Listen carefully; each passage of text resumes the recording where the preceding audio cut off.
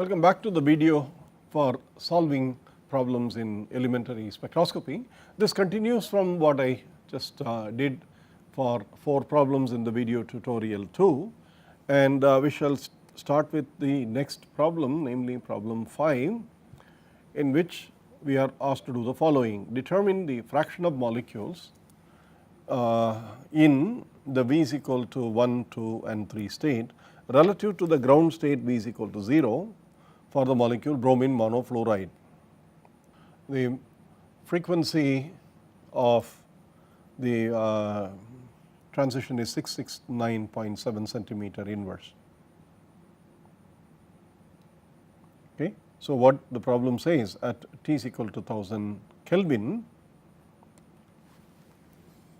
at T is equal to 1000 Kelvin, and when nu is given by 669.7 centimeter inverse for the molecule bromine monofluoride, okay, you are asked to calculate the number of molecules in the V is equal to 1 relative to the number of molecules in the V is equal to 0 state. Okay. This is a very elementary problem in the sense it looks at the Boltzmann population at equilibrium, and since vibrational states for this single degree of freedom are non-degenerate, vibrational states are non-degenerate,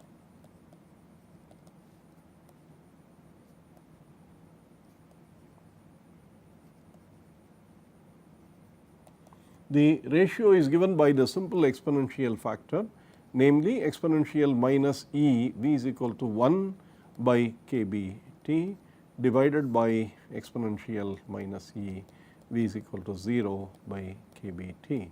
And you know the difference between V is equal to 1 and V is equal to 0, the energy, the answer is h nu, okay, and nu is given as 669, therefore is h c nu bar. Therefore, the delta E e to the minus delta E by kBT for this ratio n equal to V is equal to 1 to n at V is equal to 0, this delta E is given by h c nu bar, okay, and the nu bar is given as 669.7 centimeter inverse. Therefore, what you have to do is to ensure that you use the right units, namely it is given as 669.7 into 10 to the 2 meter inverse times 6.626 into 10 raised to minus 34. This is h, this is nu bar times 3 into 10 to the 8 meters per second, and this is joules and the meter inverse. And so, what you see is the delta E is given as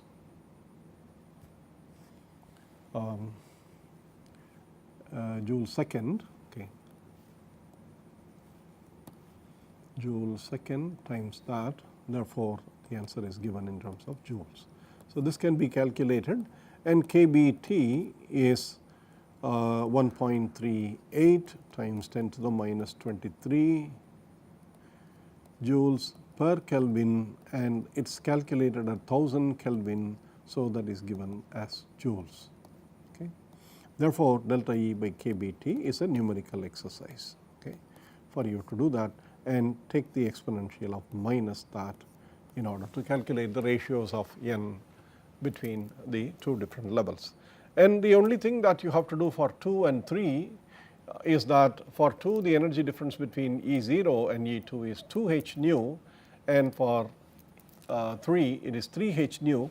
Therefore, you will see that the relative populations in the first, second and third exciter state drastically come down to very, very small values. That is the purpose of this exercise, to show that in vibrational spectroscopy the number of molecules in the higher energy levels is much less than the number of molecules in the ground state, and this number is less if the frequency is even more. Okay. That was the idea for this problem. Okay. Therefore, you can calculate that. Okay. The next problem is a formal process, it is basically asking you to write all the simple harmonic oscillator wave functions for n equal to 0 to n equal to 3. It is a textbook exercise, and most important for this is determine why the selection rule for vibrational spectrum of a harmonic oscillator contains only one line with the selection rule delta nu is equal to plus minus 1. That is important. Okay.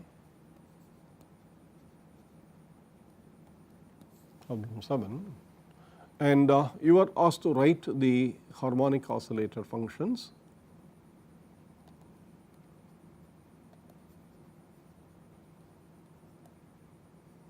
So, textbook exercise, please remember that the psi n is a normalization constant which is a function of n, and then it is e to the minus alpha x square by 2 times h n of root alpha x. Okay.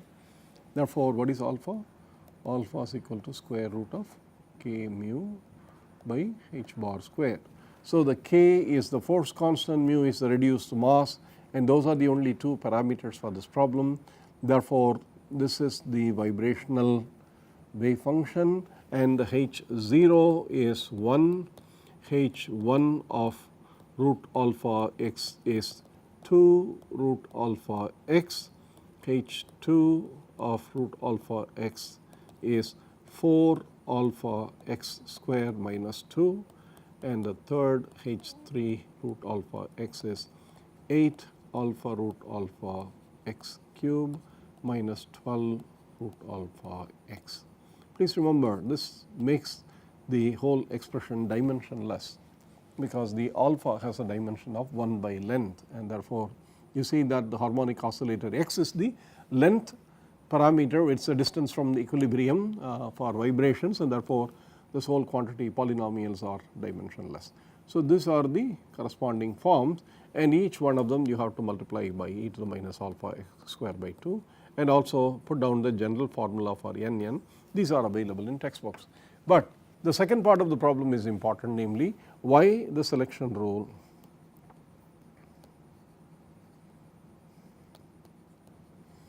delta nu is equal to plus minus 1. Okay.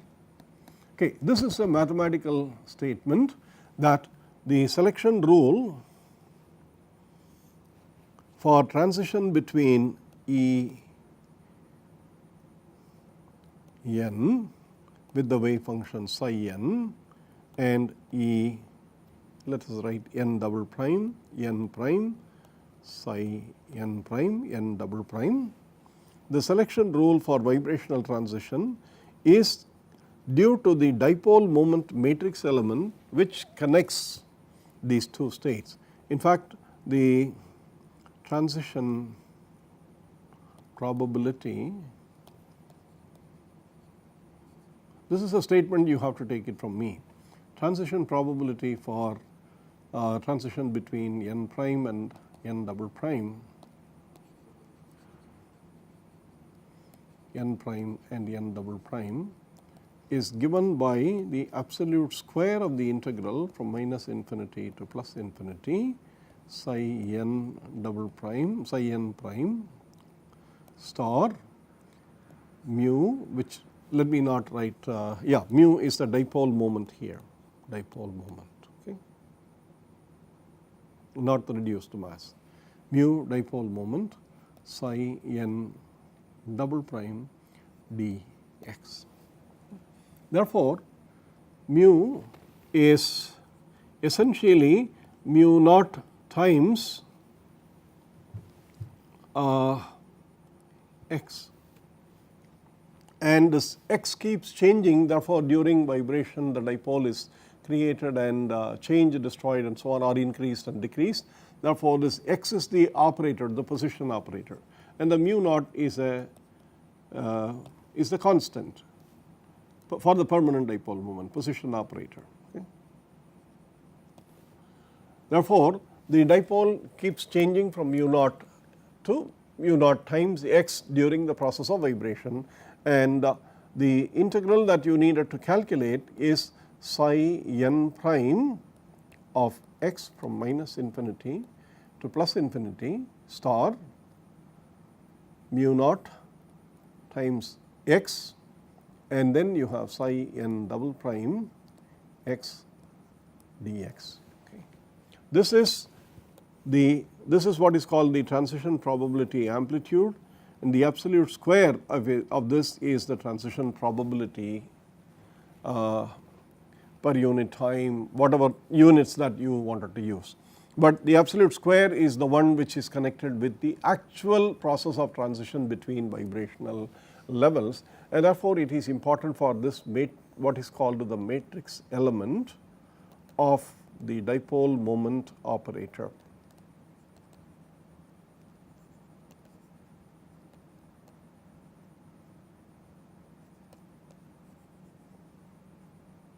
Between the two states x n prime and n prime, okay, n double prime and n prime. So, the calculation essentially boils down therefore to writing down, in the case of vibrational spectroscopy, the psi n's are given by the exponential minus alpha x square. So, let us write that from minus infinity to plus infinity. The normalization constant associated with psi n prime, which is e n prime, and the function is e to the minus alpha x square by 2 times h n prime root alpha x. This is psi, including this is psi n prime. Okay. And then you have x times the mu naught, and then you have e to the minus alpha x square by 2 h n double prime root alpha x dx. So, it turns out to be from minus infinity to plus infinity proportional to, let me drop the constants out, that is also an n double prime for the wave function associated with this state. Okay. That is a normalization constant for that state. So, this is the integral that needs to be calculated. It is called the transition moment integral. Transition moment integral. Now, without any further explanation, I will just make the statement that this integral will be non-zero only if, when you write that like that, the alpha x square by 2 add up, and then this integral will be non-zero only if n prime and n double prime differ by plus or minus 1, because it involves x. If it involves x square, then the dipole moment is now being considered as the square of the amplitude for vibration. That, I mean, those kind of things do happen when you talk about anharmonic states of the molecule and so on. The dipole moment in the lowest level of approximation is simply proportional to the length, and therefore what you see is the length x itself, and this is a harmonic oscillator model, and therefore the harmonic oscillator model, this integral is non-zero only if n double prime is n prime plus or minus 1, because of the nature of the Hermite polynomial. Please understand, the Hermite polynomials are odd and even, and so what you see here is that the integral becomes even only when n prime and n double prime and x, these three products, give you an even function. But that argument should be very carefully stated, because this does not mean n and n prime can differ by 3. No, it does not work. This integral is still 0. It cannot differ by other than 1, and therefore it is a property of the wave functions, which results with the transition moments being connected only in the vibrational energy levels. If I have to write the potential energy and then simply write to the vibrational energies as something like that, n equal to 0, n equal to 1, n equal to 2, and so on, n equal to 3, the only transition that is possible that can be measured experimentally are these, because of the nature of the wave functions. Therefore, the transition moment integral needed to be introduced in order for you to understand this problem. Okay. this will not happen, okay, will not happen. So, vibrationally there is only one line for a harmonic oscillator corresponding to this frequency, okay. They are all the same, therefore there is only one line nu bar, okay. That is the important point. Next problem, okay, I missed problem 6, so let us go back to problem 6.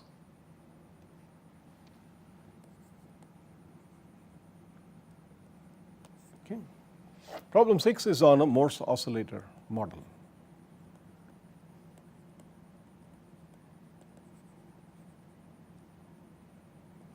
Okay. Please remember the Morse oscillator model, the energies are given as H omega E, H bar omega E V plus a half minus, okay, here I am using omega E in terms of wave numbers, therefore let me write to this as H omega E and then minus H omega E x E V plus a half whole square.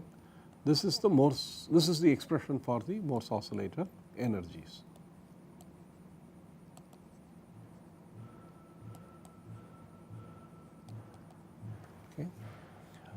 If we are writing this in terms of centimeter inverse, let us do one more thing.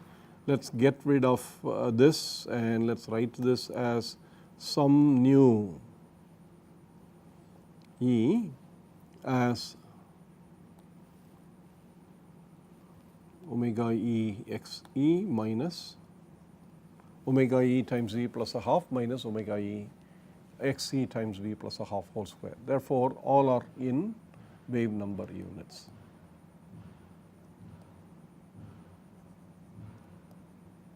Okay. Now, the problem that is given to you is BRF. Let me now read the problem.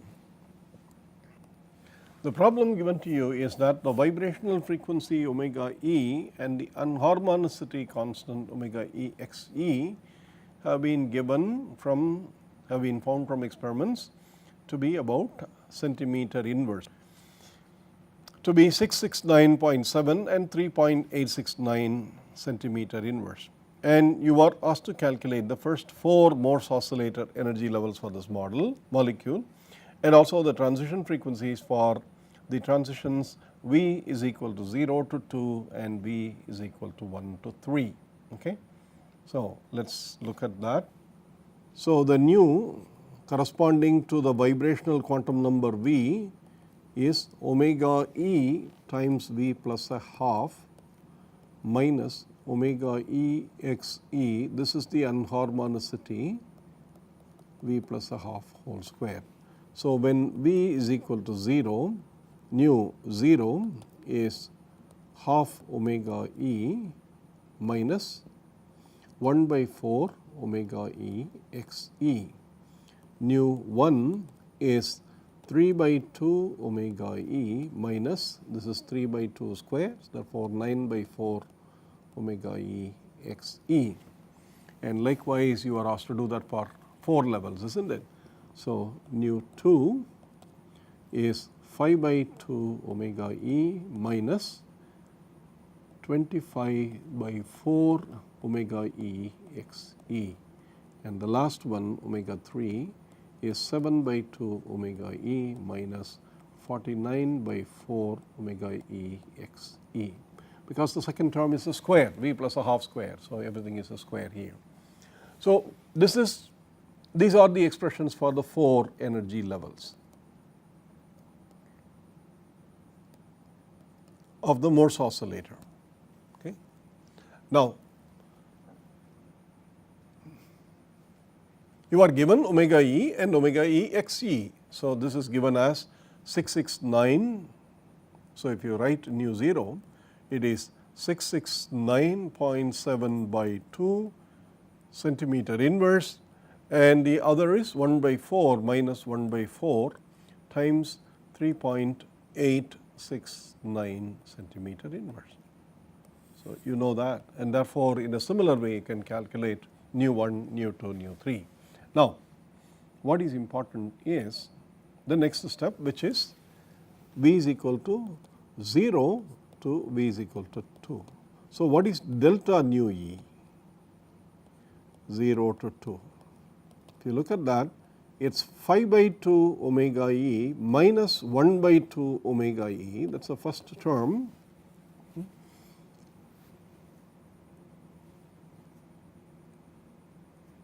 5 by 2 omega E, first term, minus 1 by 2, this is between 2 and 0, and the next one is minus 25 by 4 omega E x E minus 25 by 4 omega E x E minus 1 by 4 omega E x E, and so what you have is 2 omega E minus 6 omega E x E. So, this is the second frequency, and likewise delta nu E from 1 to 3 is 7 by 2 omega E minus 1 to 3 is 1 is 3 by 2 omega E minus 7 by 2 corresponds to 49 by 4 omega E x E minus omega 1 corresponds to 1 by 9 by 4, 3 by 2 whole square, therefore 9 by 4 omega E x E. So, what you have is 2, this is also 2 omega E minus 40 by 4, so it is 10 omega E x E. What do we gain from this process of calculating? And that is important, it is not just this problem. What is important from this problem is that if you look at it, the Morse oscillator model, which has a potential energy or VFR, if you remember, has something of this kind that we saw in another problem. If you look at it, the lowest energy level is half omega E minus 1 by 4 omega E x E. The next energy level, if you look at it, is 3 by 2 omega E minus 9 by 4 omega E x E. The difference between the two is 2 omega E x E, the enharmonicity term is 2 omega E x E. But if you go to the next level, the levels are closing in. That is the purpose of doing this exercise. The levels are closing in. That is, successive energy differences are smaller, because you remember this omega E x E term is negative to any omega E term, because you see any nearby energy level, say V is equal to 0, V is equal to 1. If you look at the transition between two nearby levels, you see this is 0 to 1 is omega E minus 2 omega E x E. But from 1 to 2, if you look at that, V is equal to 2, it is again omega E, but 1 corresponds to 9 by 4 and 2 corresponds to 25 by 4, that is 5 by 2 whole square. Therefore, the difference between the two is 4 omega E x E. So, the second energy level difference V is equal to 1 to 2 is smaller than the first energy level difference. Therefore, the Morse oscillator energy levels actually coalesce, they converge, and so what you see is that there are many lines that you can see in the vibration spectrum, because not every one of them is not equal to every other thing, they are different. And also in Morse oscillator it is possible for you to have multiple transitions, V is equal to 0 to 2, V is equal to 1 to 3 and so on. Therefore, you see Morse oscillator gives you a real model of what is called the vibrational spectrum, a spectrum, not one line. That is the purpose for doing this exercise. Let us go to problem 8 now. Problem 8 talks about molecule boron trifluoride, and it asks you to calculate the 3 principal moments of inertia and identify the time. and it also calculates, asks us to calculate all the energy levels of this molecule for the rotational quantum number j up to and including 3. Okay. First of all, this is a symmetric top BF3. So, it is actually an equilateral triangle that you can draw B, the 3 fluorines, and these are the bond distances between the 3 fluorines. They are identical. Okay. This is what you have. Now, you are asked to calculate all the 3 moments of inertia. It is a very simple exercise.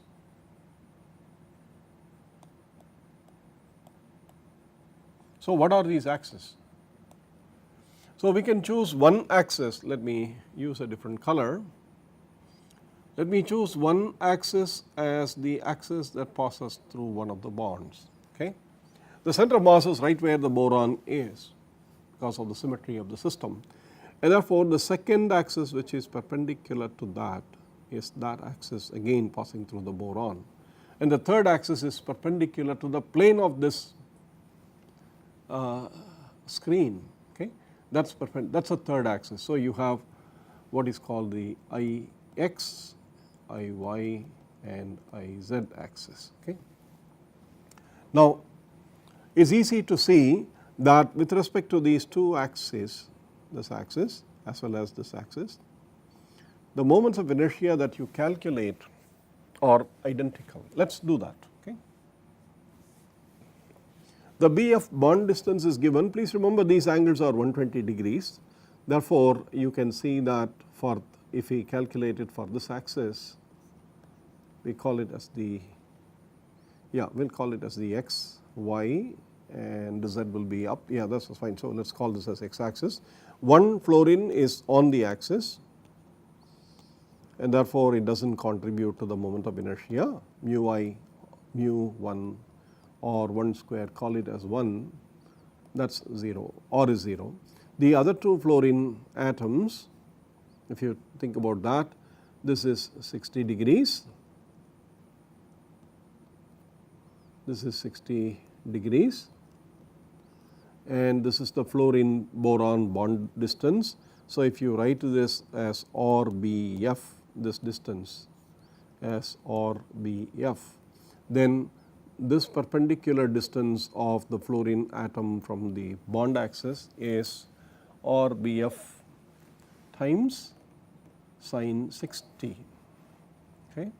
So, you get the Ri,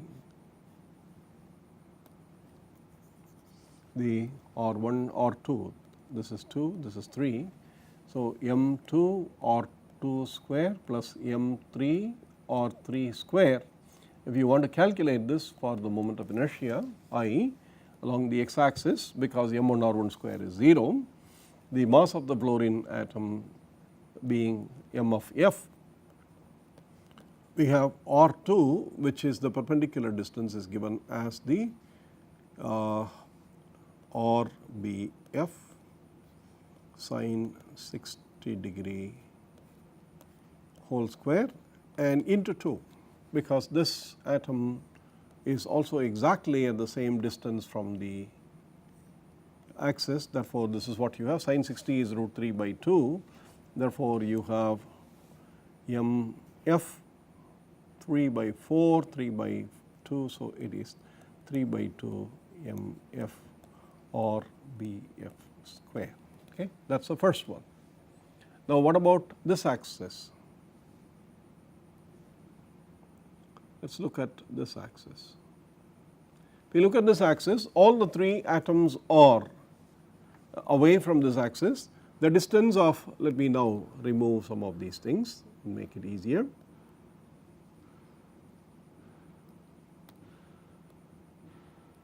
The distance is this, the distance of this atom is this, they are both identical, and it is easy to see that this distance is, and also this one. Okay. So, let me redraw the boron trifluoride. This is the bond, this is the bond, and so the axis that we have is this. So we wanted to calculate this distance and we wanted to calculate this distance, they are both the same, okay. And then you have this is simply RBF whole square, it contributes F1, this is F1, this is F2, this is F3, this is boron, okay. Therefore, this you can see immediately as this is again 30 degrees. So, this distance will turn out to be or BF2 times sine 30 whole square times 2 of them, because F2 and F3. So, that would be the answer. So, this gives us as RBF square MF1 plus all the RBFs are the same. Therefore, this is sine 30 is 1 by 2. So, it is 1 by 4 times 2, it gives you RBF square times 1 by 2 MF. So, this is the total moment of inertia I, and this is also 3 by 2 or BF square MF. So, this is identical to the moment of inertia about this axis, that is also 3 by 2. Now, what about the perpendicular axis?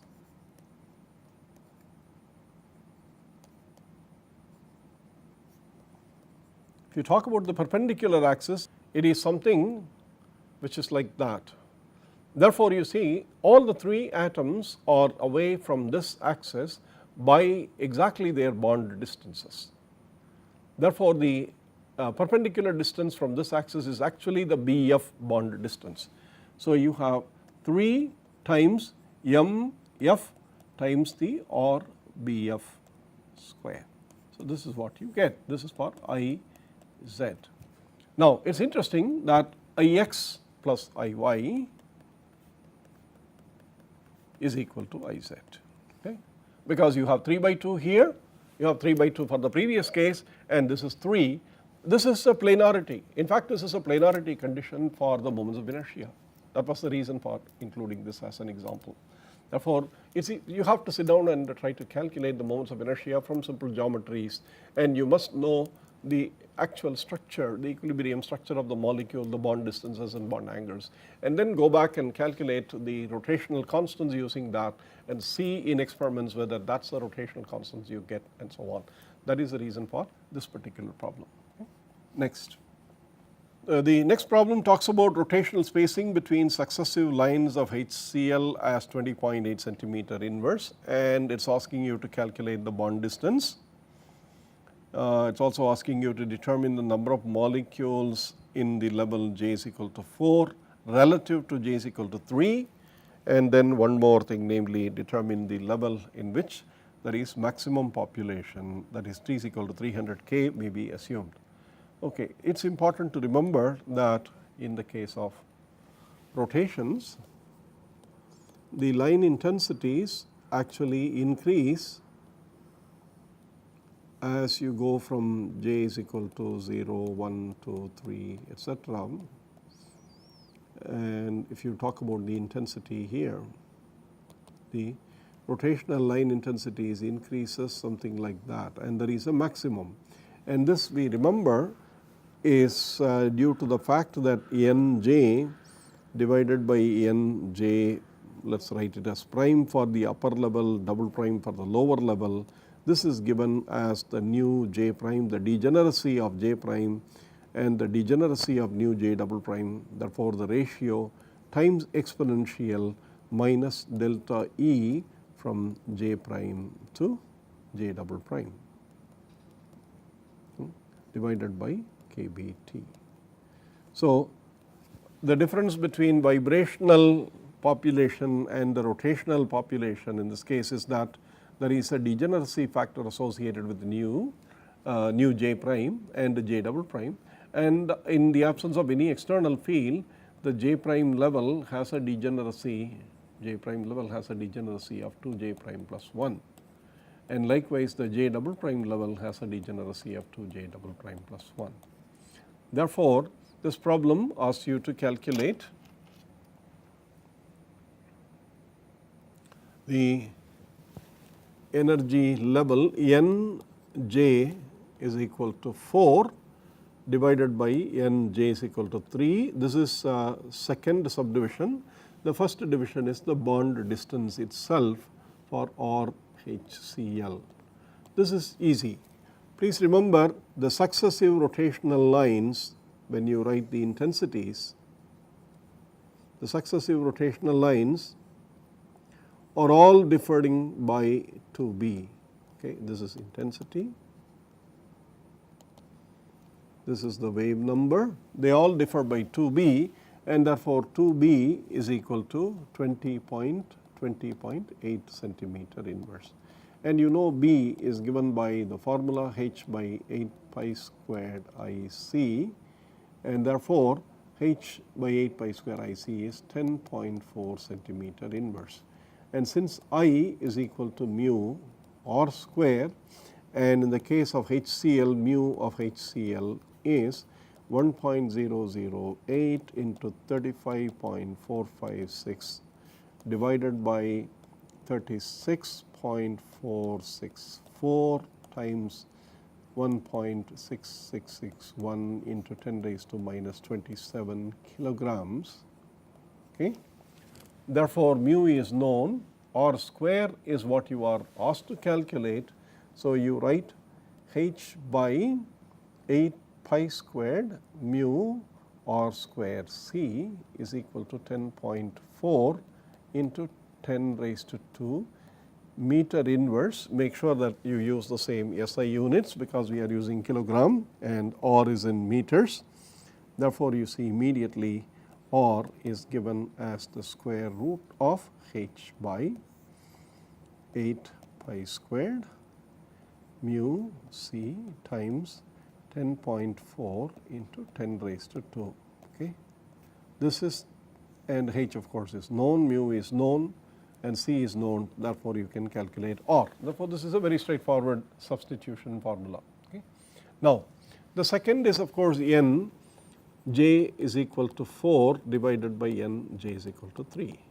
Please remember E j is equal to 4, if you recall for the microwave spectrum of rigid diatomic molecules, it is HCB j into j plus 1. Okay. Therefore, for j is equal to 4, it is 20 HCB in terms of joules. Okay. That is why the h and c are here. For E j is equal to 3, it will be 3 into 4, so it will be 12 HCB.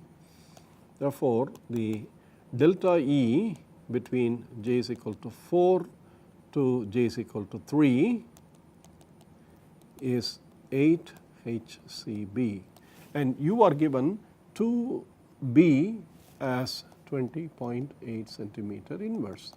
Therefore, the delta E is given as 8 into HC into, this is 2B, therefore I would say 4 times 4 HC times 20.8 into 10 raised to 2 meter inverse. Okay.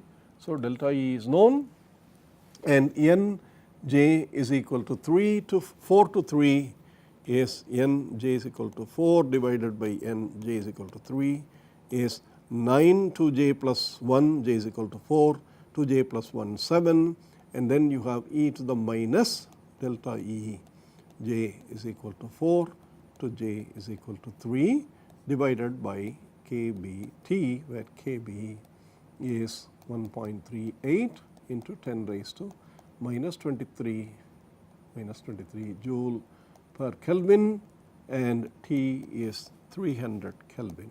Therefore, you can calculate this number by doing the numerical work. Okay. Now, the last section of this problem is to ask you what is the maximum, what is the value of J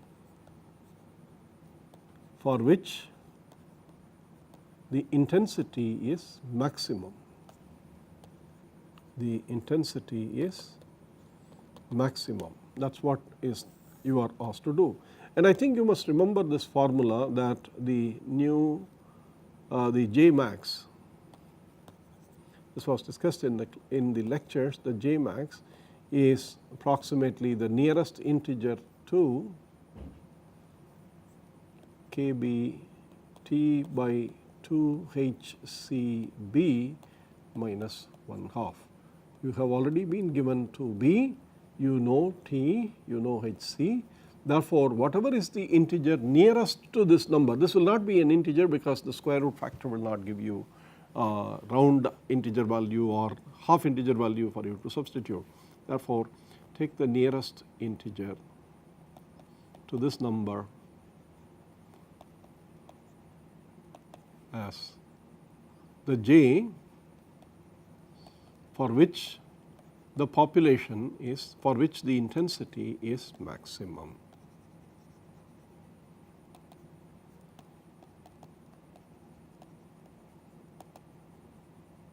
Okay, that is that. So, we will come to the last problem. This is purely a classification of the molecules as spherical, symmetric or asymmetric tops, which is important for understanding the molecular spectroscopy, and therefore, we need to make sure that the geometry of the molecules are visualized and that you see that the moments of inertia about the three different axes, whether they are the same or whether two of them are the same and different from the third, or if all the three of them are different, you have to have a mental picture. And it is very clear from some of these, for example, the tetrahedron. Now, CBR4, it should be immediately obvious that this is a spherical top. The reason is tetrahedron is half the symmetry of the cube. So, you know that if you place this molecule in the cube, okay, and then you start worrying about what those moments of inertia are, you will immediately see that the moments of inertia are identical about any three axes, because this is one BR, this is another BR, and the third BR is going to be here and the fourth BR is going to be here and the carbon is right in the middle, C. Therefore, you can see that this is a tetrahedral molecule inside the cube. If you want to do that, it has half the symmetry of the cube. Therefore, you see that with respect to the structure, whether the axis is this or whether the axis is this or whether the axis is perpendicular to this face, the moments of inertia are the same because the molecules are ideally displaced from these axes by the same distance. Therefore, something should be immediately seen as based on the geometrical considerations that it is a spherical top in this case. Now, CHCl3, again you should see that this is actually a symmetric top. The reason is the three chlorines actually form the base of an equilateral triangle, and then the carbon is, the hydrogen bond is above. Tetrahedral molecule, if you put the three molecules as the base of an equilateral triangle, then it does not matter whether the axis is this or whether the axis is that, all the three atoms are away from those two axes by the same distance, and so is the hydrogen because it is in a plane. Therefore, two of the moments of inertia are right away equal, and the third moment of inertia, which is the moment of inertia along the CH bond, the symmetry axis of the molecule is different. Okay? So, this is a symmetric top. And S of 6, octahedron. When I talked about cube and symmetry of the tetrahedron as half of the symmetry of the cube, octahedron has the same symmetry as that of the cube, because those are the 6 midpoints of the faces. Therefore, it does not matter whether you draw the axis about any two of these atoms, the moments of inertia for all these three axes will be identical. So, S of 6 will be a spherical top. Okay.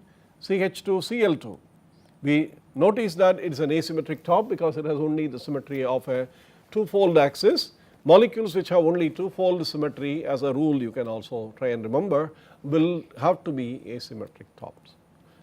Molecules need a minimum of a three-fold axis in order for them to be a symmetric top. Ozone has only a two-fold axis symmetry, the bond bisecting the bond of the oxygen, oxygen, oxygen, and therefore that you can see right away that ozone is, these two are asymmetric tops.